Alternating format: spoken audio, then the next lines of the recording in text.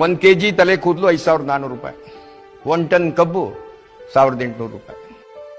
ನನಗನ್ನಿಸ್ತದೆ ಈ ದೇಶದಲ್ಲಿ ಕೂದಲಿಗಿಂತ ಕಬ್ಬಿನ ರೇಟ್ ಕಡಿಮೆ ಆಯ್ತದೆ ಅಂದ್ರೆ ನಾವು ಸರ್ಕಾರಕ್ಕೆ ಹೇಳ್ಬೇಕಾಯ್ತದೆ, ಕೂದಲು ಗಿಡ ಇದ್ರೆ ಕೊಡಪ್ಪ, ಕಬ್ಬು ನಿಲ್ಲಿಸ್ಬಿಡ್ತೀವಿ, ಕೂದಲು ಗಿಡ ಹಾಕಬೇಕು ಅಂತಕ್ಕಂಥ ತೀರ್ಮಾನ.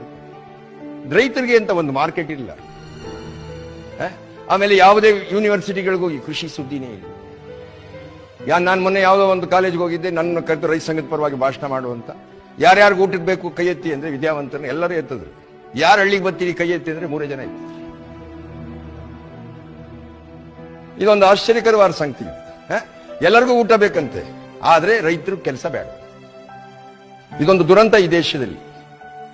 ಉದಾಹರಣೆಗೆ ನೋಡಿ, ಕಾರ್ ತಗೊಳ್ಳಿ, ಅಲ್ಲೇ ಸ್ಥಳದಲ್ಲಿ ಕಾರ್ ಕೊಡ್ತೀನಿ ಅಂತ ಮೇಳ ಮಾಡ್ತಾರೆ.